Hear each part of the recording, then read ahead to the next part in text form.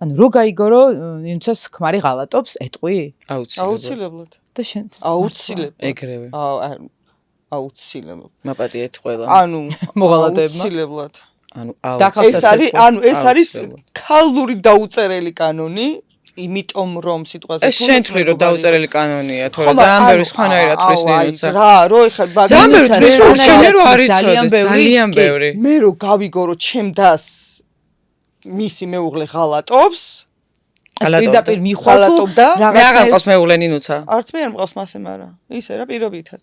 მომავალი მეუღლე. მომავალი მეუღლე. უკვე თუ ღალატობს. სადმე მომავალი მეუღლე. და ბას სიკვდილე მაგუბედურს და მე მეუღლე მეტყვი.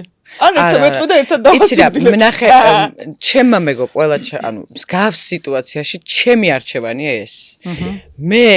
მე გადავწყვეტ ეს სწორი არჩევანი იყო თუ არ იყო სწორი არჩევანი, მაგრამ ესეთი მსგავსად აი ესეთი кейსი თუ არ იარსებებს ჩემს ცხოვრებაში, რომ ჩემი მეორე ნახევარი ან ჩემი პარტნიორი ან ჩემი ვინც უნდა იყოს, ხო, თქვა, რომ ღალატობს, ანუ ეს რა თქმა უნდა ეს ინფორმაცია აუცილებლად უნდა ვიცოდე. აუცილებელი არის, რომ არა, არ შემიძლია გამორიცხული. მე არ ვიქნები მე ჩემს სინდისთან მართალი, რომ მე ვიცი რაღაცა და ანუ ადამიანს რო გონია, რომ ბედნიერია და რაღაცა თურმე ეს ყველაფერი ტყუილია.